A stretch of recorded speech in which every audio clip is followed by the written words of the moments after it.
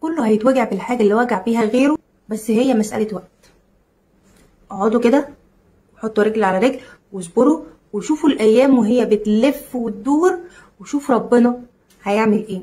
شوف ربنا هينتقم من اللي ظلمك ازاي، اللي ظلم واللي أذى واللي جرح واللي افترى واللي أكل حق اليتيم، كله هيترد كما تدين تدان. ربنا ما بيسيبش، إن الله يمهل ولا يهمل. فاصبروا وشوفوا الدنيا وشوفوا الأيام وهي بتدور، واللي ظلمك هيجي مكسور، وساعتها هتقول إن ربنا خلص لك حقك أهو، لأن ربنا ما بيسيبش حق حد. اوعوا تزعلوا، اوعوا تناموا في يوم ودمعتكم على خدكم ان انتوا مظلومين. بالعكس، افرحوا افرحوا، وشوفوا ربنا هيعمل ايه. ربنا ممكن يفرط في حقه ولكن ما بيفرطش في حق العباد، ممكن يسامح في حقه وما بيسامحش في حق العباد.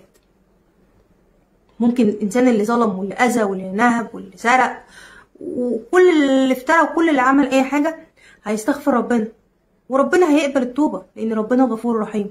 ولكن حق العباد ربنا مش هيسامح فيه الا لما العبد نفسه يسامح اللي اذاه، لان ربنا ده وعده لينا، ان بيقول للمظلوم والله لانصرنك حتى لو بعد حين.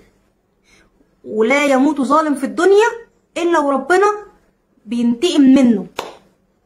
فاقعدوا كده واصبروا وشوفوا، لان حقكم راجع راجع وحقكم جاي جاي، ولكن هي مسألة وقت. ما تستعجلوش وتقولوا ده ربنا نسينا ليه، ربنا ما خدلناش حقنا، ده ربنا بيفرعن في ويخلي الظالم يفتري ويسوق فيها اكتر. لا، ده ربنا سايبه بيقول له خد من الدنيا ما شئت، اعمل اللي انت عايزه، ولكن يوم ما يديله الضربه مش هيقدر يقوم يقف تاني او يقيم راسه تاني، وساعتها هكون ضربه بحق.